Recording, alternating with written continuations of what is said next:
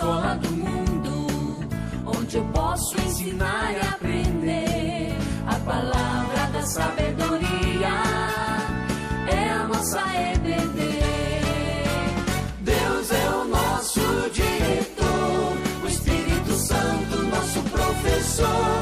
A Bíblia é a cartilha que ensina o caminho, a verdade e a vida. Deus é o nosso diretor, o Espírito Santo nosso professor. A Bíblia é a cartilha que ensina o caminho, a verdade. Bom dia, irmãos. Vamos iniciar a nossa aula de hoje sobre a batalha espiritual continua na revista Examinando o Movimento 3. É a nossa lição 5 da nossa revista aí, com base hoje no livro de Gálatas, do capítulo 5, do versículo 16 ao 26.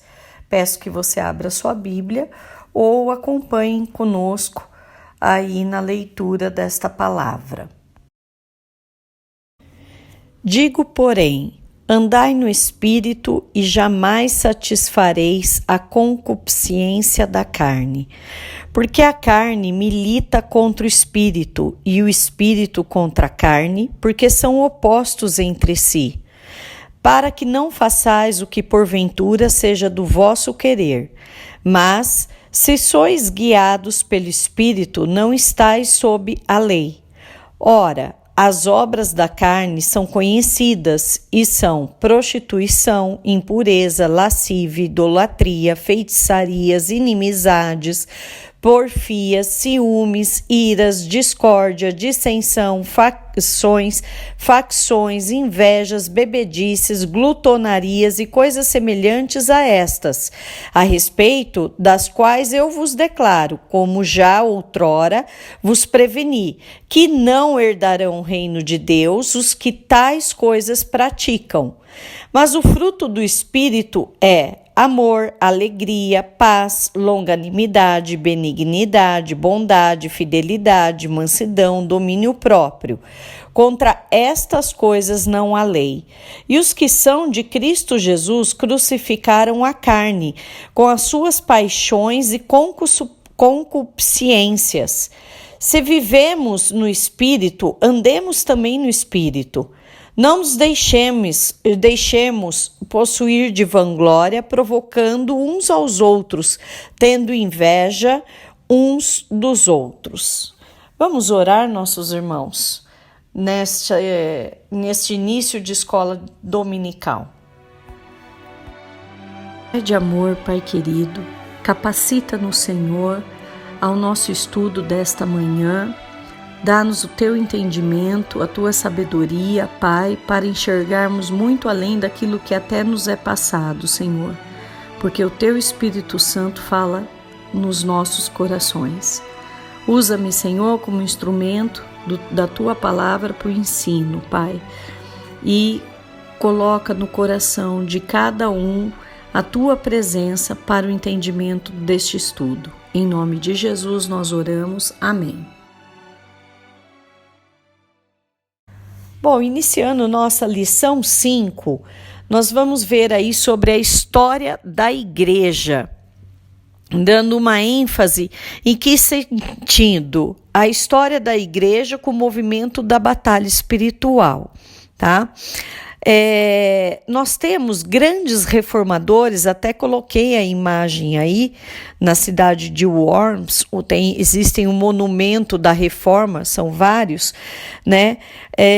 Como nós temos Lutero, nós temos Calvino, né? Entre outros aí, que ele cita Pedro Valdo, Savonarola, John Huss e John Wycliffe, que foram usados por Deus para o avanço do evangelho na Europa, mas na época medieval. E quando eles fizeram esse avanço, essa reforma que aconteceu no mundo todo, sem que houvesse internet, comunicação entre eles para contar o que estava acontecendo num lugar ou no outro, mas houve o avivamento do Espírito Santo nessa época com essa reforma protestando as coisas erradas que estavam acontecendo dentro do âmbito religioso da época, não houve sequer nenhuma técnica espiritual como amarrar, como mandar para o abismo ou destronar demônios, anular, né? Os reformadores dessa época, eles gastavam energia pregando o evangelho, corrigindo aquilo que havia saído do contexto realmente bíblico da época. Então, esses grandes movimentos, né, espirituais, eles convocaram o povo de Deus a uma vida de santidade e traduziram a Escritura para muitas línguas que não era acessível na época. A reforma, ela foi um movimento religioso em que na época, na Europa, a idolatria e as superstições foram vencidas pela pura e simples pregação do evangelho, da salvação que vinha por Cristo, né? E não de outra forma qualquer. E se a gente retira a Escritura como base única das doutrinas e práticas cristãs, certamente nós não vamos ter o ensinamento que vem de Deus, mas são ensinamentos criados pelo coração humano ou até mesmo de espíritos enganadores. Não é à toa que Lutero, em Castelo Forte, ele se expressa: se nos quisessem devorar, demônios não contados, não nos podiam assustar, nem somos derrotados. O grande acusador dos servos do Senhor já condenado está, vencido cairá por uma só palavra. Amém.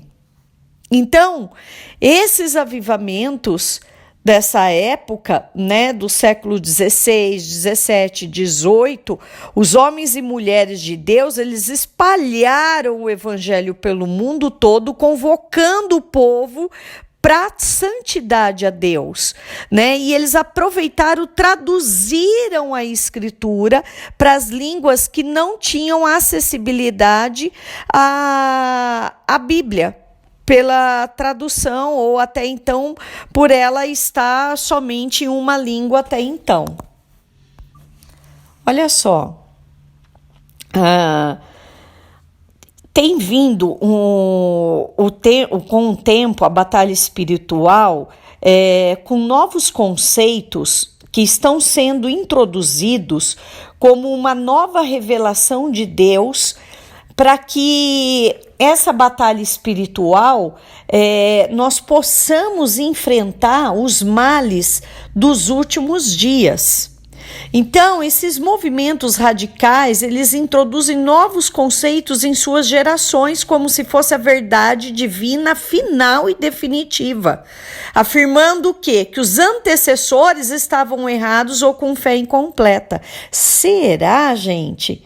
Será que a igreja, né, o Espírito Santo deixou a igreja às cegas durante 2000 anos aí, 2021 anos, né, com uma fé incompleta? O Espírito Santo, na verdade, ele tem a missão de guiar e ensinar a igreja a verdade. E aí eu vou ler para vocês em João, capítulo 14, versículo 26 e depois 16, 13, o que diz. Então, João 14, 26. Mas o Consolador, o Espírito Santo, a quem o Pai enviará em meu nome, esse vos ensinará todas as coisas e vos fará lembrar de tudo que vos tenho dito. Continuando aí em João 16:13. Quando vier, porém, o Espírito da verdade, Ele vos guiará a toda a verdade, porque não falará por si mesmo, mas dirá tudo o que tiver ouvido e vos anunciará as coisas que hão de vir. E aí, meus irmãos, a gente olha aí curso para batalha espiritual, cura interior, curso de libertação, né? Você nasceu para ser feliz. 7 louvores de batalha espiritual, treinamento em batalha espiritual e cura interior.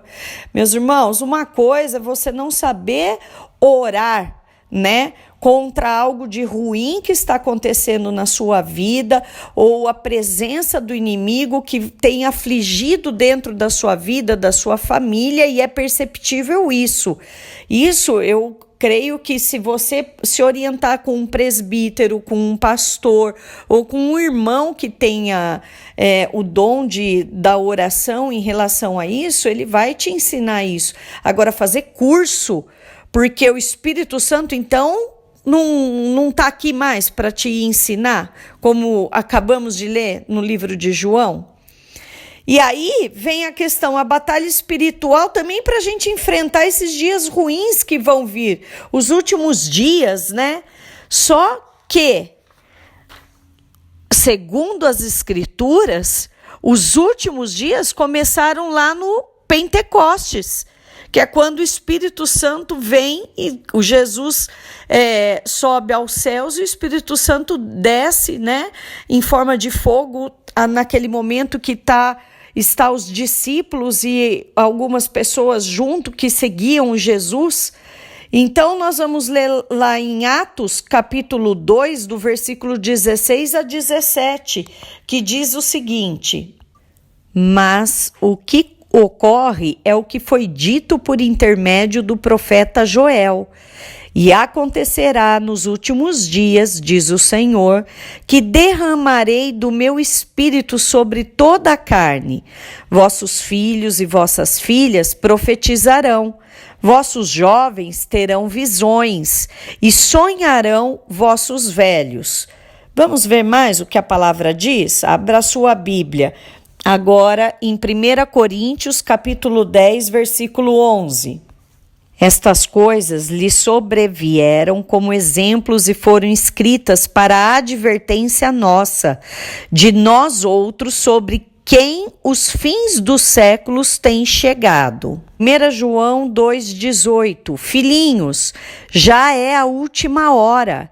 E como ouvistes que vem o anticristo, também agora muitos anticristos têm surgido, pelo que conhecemos que é a última hora.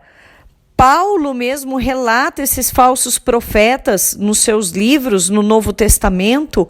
Então, já desde aquela época nós temos vindo com a questão dos últimos tempos.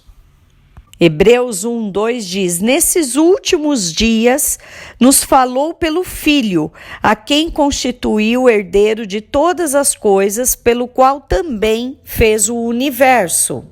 Finalizando, em 2 Pedro 3,3 diz: tendo em conta, antes de tudo, que nos últimos dias virão escarnecedores com seus escárnios, andando segundo as próprias paixões.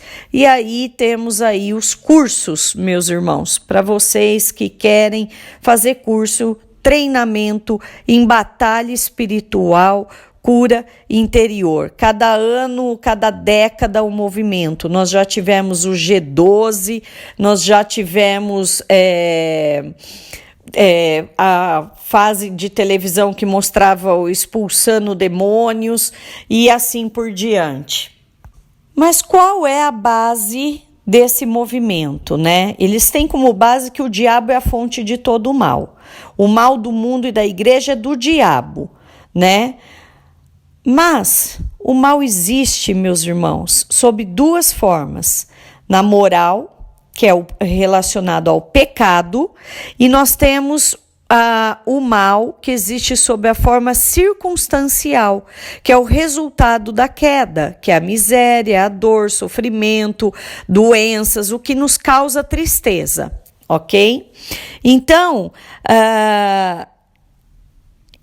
nos evangelhos, né, quando vem Jesus e ele vem enfrentar essa questão do mal, né, que se deparava à frente dele, Jesus tinha duas práticas diferentes, né? Ou ele adotava duas práticas. Quando estava relacionado ao mal moral, que era relacionado ao pecado, Jesus perdoava e orientava a não pecar mais, né? Então, aquela aflição do homem, ela era produzida pelo pecado.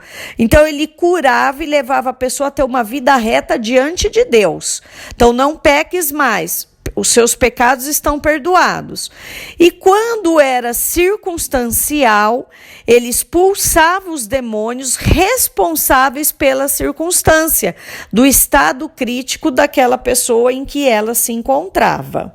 Então, meus irmãos, Jesus, ele, quando se tratava de uma aflição produzida pelo pecado, como eu coloquei aí, né, era como o exemplo do paralítico de Betesda, que está em João 5,14. Jesus cura, né? Pergunta se ele quer ser curado, e assim ele é curado tanto do pecado dele e depois pela condição em que ele se encontrava como paralítico.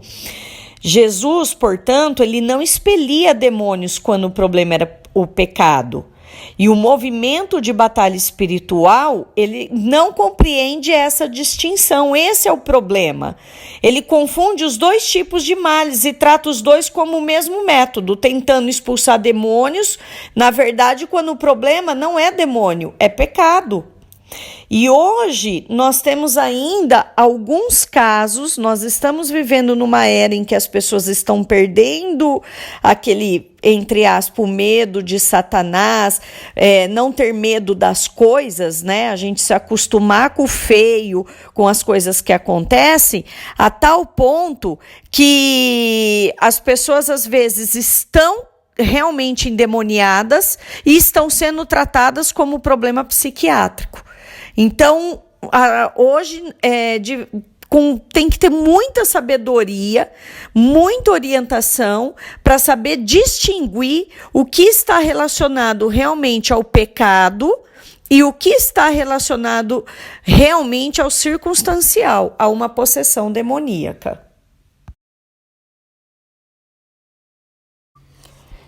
Antigamente, a solução, você confessava o seu pecado e tomava uma providência para não praticar mais aquilo. E você deveria resistir ao diabo. Hoje, como eu já coloquei aqui, as pessoas tentam expulsar o demônio e o problema é o pecado. Qual é a consequência? Hoje é a falta de admitir a própria culpa, o orgulho do homem, né? O arrependimento, confessar esse pecado e pedir e abandonar o pecado. Então, coloquei aí a chavinha para fora do coração, onde nós temos o poder para abrir e colocar o que você quiser lá dentro, ou o que você também quer tirar lá de dentro. Vamos abrir aí a nossa Bíblia em Tiago, capítulo 4, versículo 7. O que ela diz para nós, né? Nos ensina. Sujeitai-vos, portanto, a Deus, mas resisti ao diabo, e ele fugirá de vós.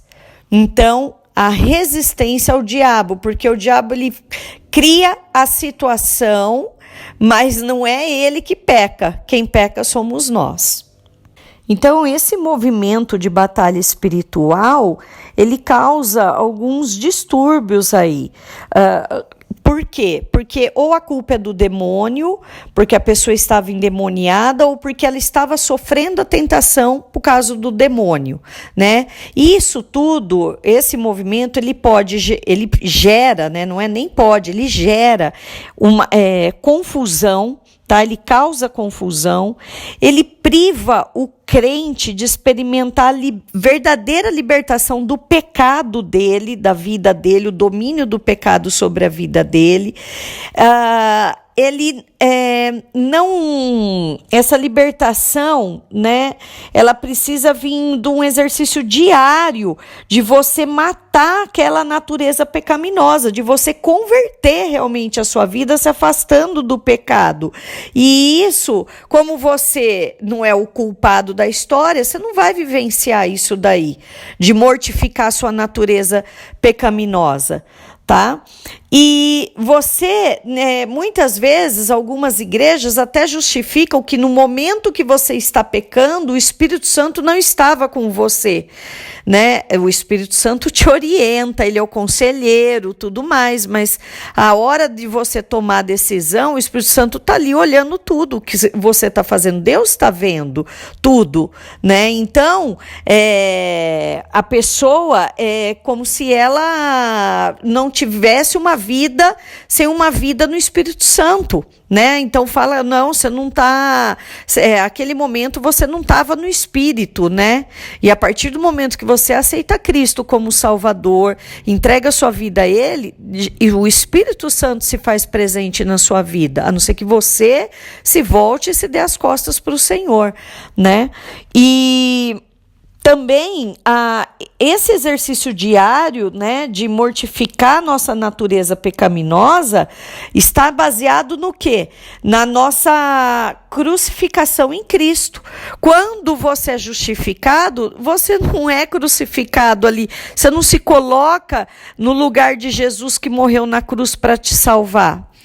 Então vamos abrir ali em Romanos capítulo 6, versículo 6. Abra sua Bíblia em Romanos 6, versículo 6. Vamos ver o que a palavra de Deus nos diz nesse versículo.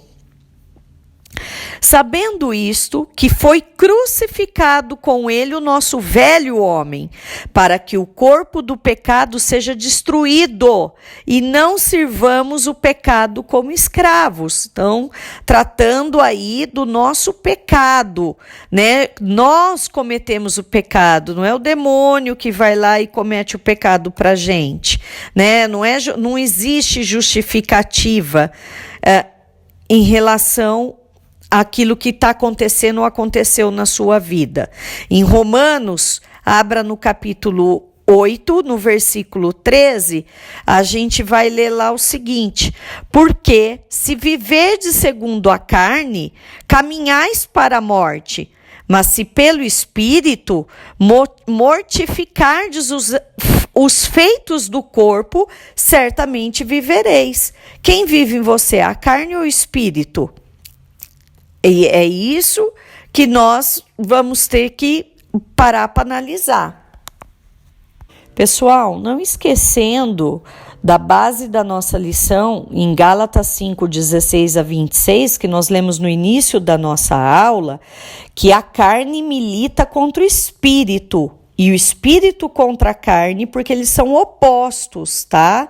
Então, se nós somos guiados pelo espírito, tá? E quando nós cometemos pecado, a palavra de Deus em Gálatas diz claramente que as obras da carne que são conhecidas é a prostituição, a impureza, a lascívia, idolatria, feitiçaria, inimizade, porfia, ciúmes, ira, discórdia, dissensão, facção, inveja, bebedice, glutonaria e coisas semelhantes a estas. Então esses são pecados, obras da carne, não é demônios, tá?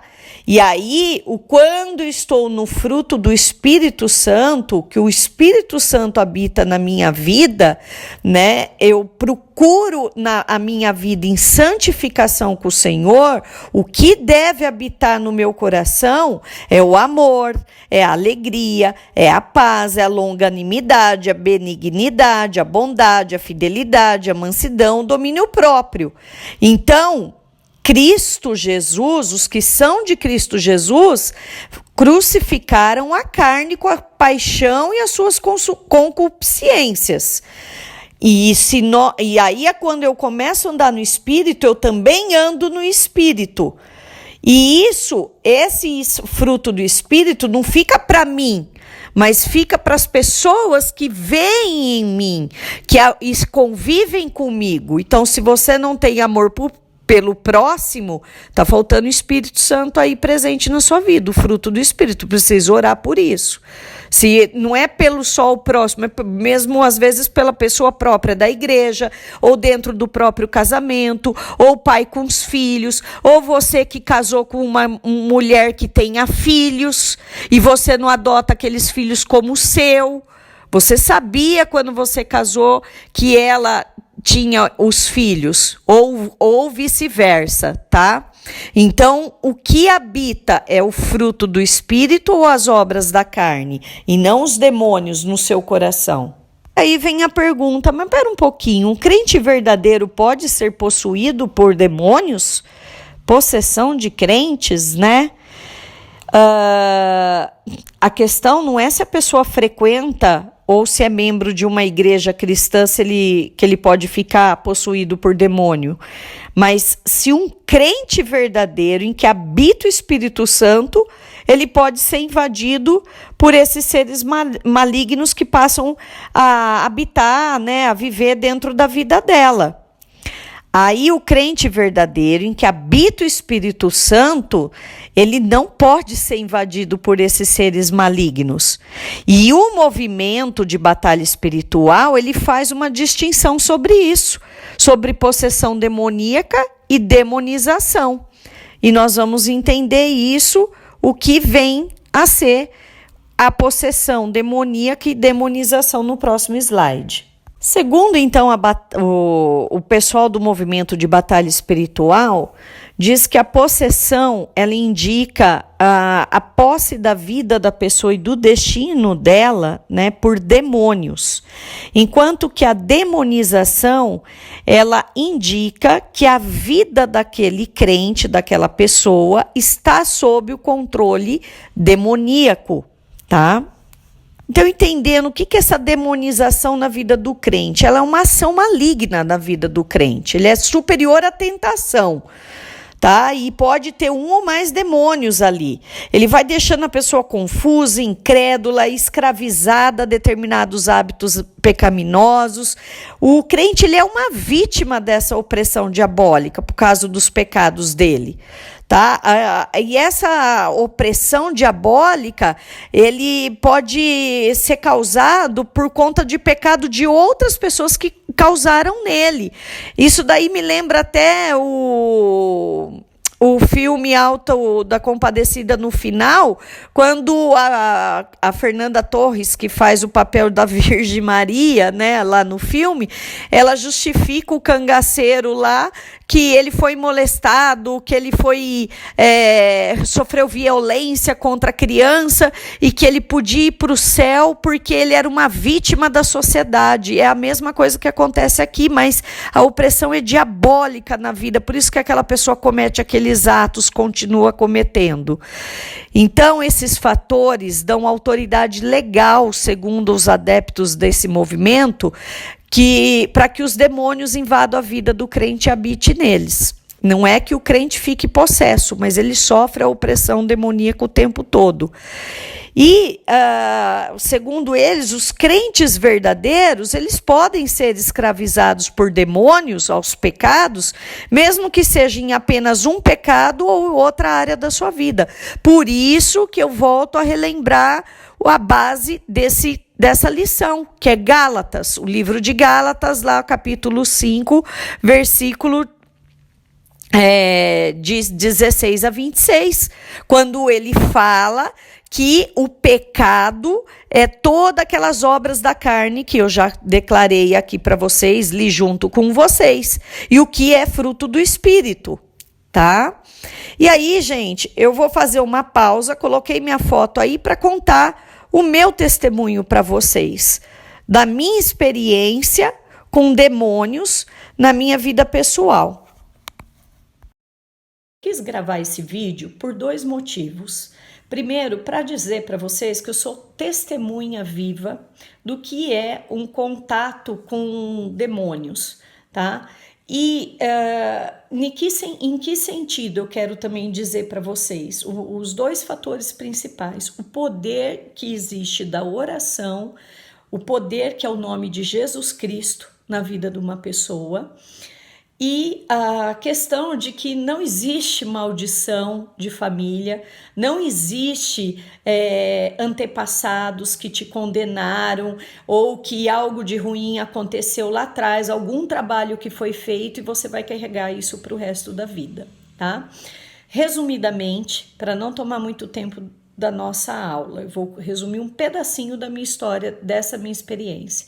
A minha família, por parte de pai, ela era envolvida com o espiritismo, tá? Minha família é família de italiano, espanhol, principalmente a espanholada era muito envolvida com essa questão do espírita. E aí, na casa da minha avó, existia um lugar, um quartinho, que a gente chamava de quartinho, ficava fora, na área de fora da casa, onde eram feitos trabalhos. Então, eu vi Exu Caveira, eu vi o Ierê, eu vi o Preto Velho, eu vi Iemanjá, enfim, vários nomes demoníacos aí que a minha avó, minha tia, minha outra tia recebia. Vi brigas familiares, perdi bisavó depois que saiu de centro de macumba, teve doenças na minha família e eu creio que estava muito relacionado à questão espiritual aí, pelas coisas que a minha família era envolvida, tá? Frequentei minha mãe, eu tenho um problema de alergia, minha mãe era desesperada, naquela época não sabia o que era a alergia atópica, né, que é a alergia de pele, eu desde os 6 meses, então minha mãe muitas vezes me levou até em terreiros para fazer trabalho em mim mesmo, eu tomar banhos de rosas, como criança, cresci lembrando disso, banho de abóbora que o pai de santo fazia em mim, tomei passes e tudo mais. A minha mãe me diz que desde criança eu via as coisas, né? Eu via pessoas e tudo mais. Enfim, vim crescendo dentro desse processo até o ponto que eu comecei a frequentar a igreja católica, fui fazer catecismo e crisma. Quando eu tinha 12 anos de idade, quando eu estava fazendo o meu preparatório para crisma, eu li por conta própria os 5 primeiros livros da Bíblia e me tocaram profundamente, o livro de Pentateuco e o livro de Isaías, sobre principalmente a questão de idolatria. E eu marquei uma reunião com um padre e fui questionar sobre tudo aquilo que eu tinha aprendido e se a Bíblia era uma regra de fé da Igreja Católica, né? E aprendi algumas coisas e o padre em nenhum momento me contestou naquilo que eu estava questionando a Igreja Católica. E eu não gostei de algumas respostas, porque eram coisas tradicionais, porque fazia já parte da igreja e tudo mais, era uma questão de respeito, e para mim eu sou uma pessoa muito 880, né, e eu falei, bom, não tá me servindo mais a igreja. E aí foi que a minha família já tinha se convertido, eu fui a última da minha casa a frequentar a igreja. E aí eu tomei a decisão de começar a frequentar a igreja. De início eu ia na missa e ia na igreja presbiteriana, que era a igreja que a minha família frequentava. E comecei aí depois na escola dominical e começou a tocar meu coração. Só que para mim eu tinha uma dificuldade de aceitar Jesus como Salvador, porque eu tinha uma questão de meritocracia. Eu achava que era muito fácil aceitar Jesus e essa graça de Deus, eu não aceitava isso de graça. Então eu tinha muita dificuldade em relação a isso. Bom, eu cresci, eu vivi numa opressão do inimigo, tinha sonhos, tinha visões. Graças a Deus também tive a oportunidade de ter boas visões, de ter visto anjo, uma experiência única para minha vida. E chegou um determinado momento do meu relacionamento com a minha mãe que nós brigávamos muito e eu comecei a chorar. E aí meu pai perguntou e eu falei assim, eu não aguento mais ouvir vozes na minha cabeça. E aí meu pai falou assim, filha, você precisa aceitar Jesus como seu salvador, me explicou o plano da salvação novamente, e ele falou, vamos lá no quarto, eu quero orar por você, eu quero que você fique de joelho e você vai entregar a sua vida para Jesus. E no momento que meu pai foi orar comigo, eu não aguentei a oração dele, o peso da oração na minha vida, e eu interrompi a oração dele no meio. Eu não consegui prosseguir, não consegui terminar de aceitar Jesus como Salvador, e eu acabei interrompendo e falei, pai, para que eu estou passando mal. E estava mesmo, meus irmãos, eu estava a ponto de vomitar, não aguentava mais ele orar ali por mim, e ele só tinha iniciado a oração. E eu falei para ele, pai, eu preciso dormir. Eu não quero mais que você ore por mim, para de orar que eu estou passando muito mal, eu vou vomitar, eu preciso deitar. E eu lembro-me que eu fui dormir, meu pai ficou orando, impôs as mãos em mim e orou por mim. No outro dia eu recebi a visita do pastor Coine, que fez parte da história da minha conversão, da história da conversão do meu marido, da minha família. E conversamos, contei as coisas que eu via, que eu sentia, e foi uma conversa muito agradável e foi algo que alguém finalmente me explicou o que estava acontecendo comigo. E aí eu li livros sobre batalha espiritual, descobri que era um dom que eu tinha, e na verdade eu vejo que isso falta muito às vezes dentro da igreja, de pessoas que têm algum dom e são mal orientadas, tá? E aí começou o meu processo de caminhada cristã. As pressões pioraram, tá? Eu comecei a ter mais visões e mais pressões demoníacas, mas eu estava sendo treinada a como enfrentar tudo aquilo, e isso me ajudou demais. E o que eu quero dizer para vocês, irmãos, é que embora a minha família, embora eu tivesse recebido o passe, feito trabalhos e tudo mais, a minha vida, a partir do momento que eu aceitei a Jesus Cristo, foi transformada, foi mudada para a glória do nome do Senhor Jesus. A tal ponto que eu sempre conto de um sonho que eu tinha desde quando eu era criancinha. Eu sempre sonhava que o demônio queria me matar na barriga da minha mãe. E eu vi esse demônio, vi a minha mãe e eu dentro da barriga dela. A partir do momento que eu me converti, eu não tinha nem me casado e nem tinha tido filhos ainda. Eu passei a sonhar que o demônio queria matar meus filhos, que viriam para a terra, tá? Então, eu queria deixar essa experiência com você. Se você tem algo, procure o pastor Cícero, tá? Que ele vai te orientar sobre isso tudo que está acontecendo na sua vida. E se você também quiser trocar ideia comigo, estou à disposição também. Mas para você saber que o que aconteceu no passado, a partir do momento que você aceitou Jesus, não tem maldição, meu irmão.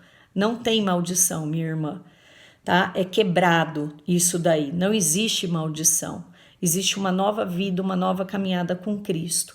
E que Jesus Cristo, esse nome tem poder. Poder até a ponto de eu passar muito mal numa oração. Então, que Deus abençoe você e eu espero que um pouquinho desse meu testemunho, para você que também passa por algumas experiências diferentes aí, passe para refletir e talvez até para procurar ajuda e orientação aí para entender mais o seu caso, tá bom? Um beijo, vamos continuar a aula.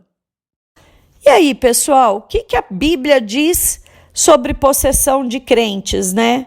Primeira coisa, em Efésios capítulo 1, do 21 ao 22, eu quero que você abra sua Bíblia, nós vamos ver que Cristo está acima de todos os principados e potestades.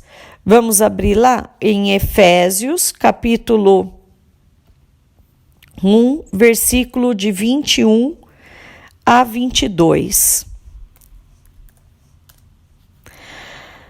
Diz assim: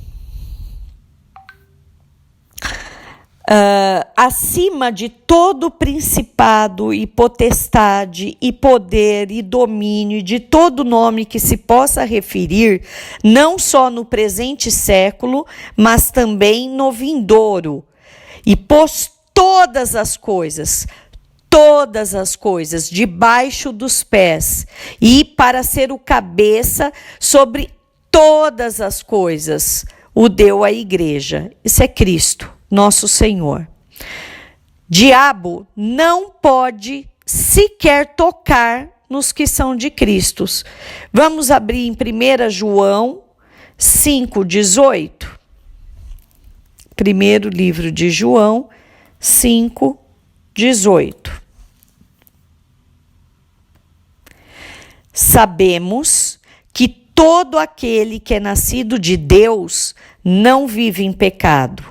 Antes, aquele que nasceu de Deus o guarda, e o maligno não lhe toca. Meus irmãos, se está acontecendo alguma coisa errada na sua vida, se a sua vida não está conforme o que é nascido de Deus, se você não está vivendo uma vida sem o seu pecado, cuidado.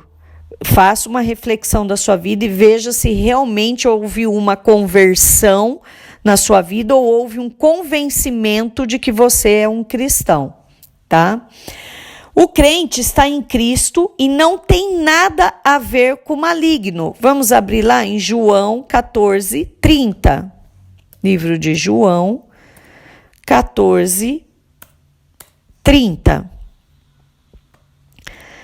Já não falarei muito convosco, porque aí vem o príncipe do mundo, e ele nada tem em mim. Então, confirmando que Cristo, o crente está em Cristo e nada tem a ver com o maligno. Aquele que está em Cristo não está com o maligno. Em 1 João 4:4. Primeiro livro de João 4:4.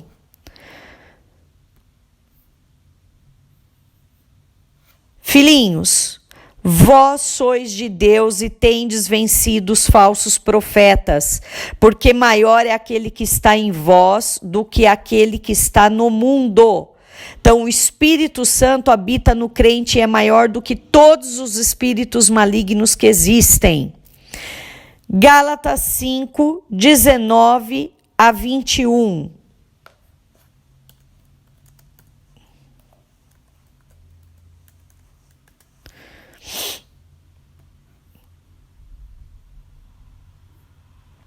Vamos relembrar? Ora, as obras da carne são conhecidas e são prostituição, impureza, lascívia, idolatria, feitiçaria, inimizade, porfia, ciúmes, ira, discórdia, dissensões, facções, invejas, bebedices, glutonarias e coisas semelhantes a estas, a respeito das quais eu vos declaro, como já outrora vos preveni, que não herdarão o reino de Deus os que tais coisas praticam. Então, não existem demônios denominados da lascívia, do ódio, da ira, da vingança, da embriaguez, da inveja, etc. Eles não aparecem no Novo Testamento. Isso tudo são obras da carne, logo não são demônios e sim pecados. Vamos abrir em Colossenses 3:8. Isso daí sobre Gálatas já comentei com vocês anteriormente. Colossenses, capítulo 3, versículo 8. Vamos lá? Portanto, me perdi aqui. Agora, porém, despojai-vos igualmente de tudo isto. Quer dizer, tira da vida de vocês tudo isso. A ira, a indignação, a maldade, a maledicência, a linguagem obscena do vosso falar. Crente demonizado fornece desculpa e racionalização para pecado. A Escritura ensina o contrário. Lembra? Não são demônios, são pecados. Então, não há, é por isso que esse movimento de batalha espiritual, ele justifica o pecado do homem, não tem justificativa. Não há comprovação bíblica de que crentes verdadeiros possam ficar possuídos ou demonizados. Se você ler a Bíblia, não existe isso. Encontros de pessoas endemoniadas com Jesus, nunca foi explicado como isso ocorreu na vida delas. Se o motivo foi pecado pessoal, pecados dos outros, maldições hereditárias ou qualquer outro motivo mencionado pelo movimento de batalha espiritual, não há base para especulação. Nem quando aquele rapaz está cego e os discípulos perguntam se era culpa do pai e da mãe, Jesus fala que era para que se manifestasse a glória dele. Então não é nem pecado nem do pai e da mãe que a criança nasceu com aquele problema. Então, nunca foi explicado, olha, esse cara está endemoniado. Jesus chegava e falava assim, eu vou libertar esse cara do demônio dentro dele, porque aconteceu isso e isso na vida dele. Jesus vinha e simplesmente expulsava, tá? O que nós precisamos, crentes, ter? Arrependimento. Se você não tem arrependimento, ore para que o Espírito Santo coloque arrependimento, toque o seu coração para você se arrepender do seu pecado, confessar o seu pecado e buscar a sua santificação. Essa é a solução. Uma dúvida que você pode ter, mas espera aí, Tanise, descrente pode ser atacado e oprimido pelo diabo? Lógico que pode. Ele pode ficar possesso? Sim, ele é descrente. Entendeu? Não tem compromisso com Cristo. E se ele for expulso, o demônio, e depois ele for não se converter à palavra do Senhor, não se arrepender dos seus pecados, não aceitar Cristo como seu Salvador, voltam além daqueles que estavam no corpo dele 7 vezes mais. Está na Bíblia. Quando que não ocorre isso? Quando verdadeiros crentes foram lavados pelo sangue do Cordeiro. Você é este crente, meu irmão? Você tem certeza da sua salvação? No nosso catecismo menor, ele fala na pergunta 26, como exerce Cristo as funções de rei? A resposta, Cristo exerce as funções de rei, sujeitando-nos a Ele mesmo, nós a Ele mesmo, a si mesmo, governando-nos e protegendo-nos, contendo e subjugando todos os seus e os nossos inimigos.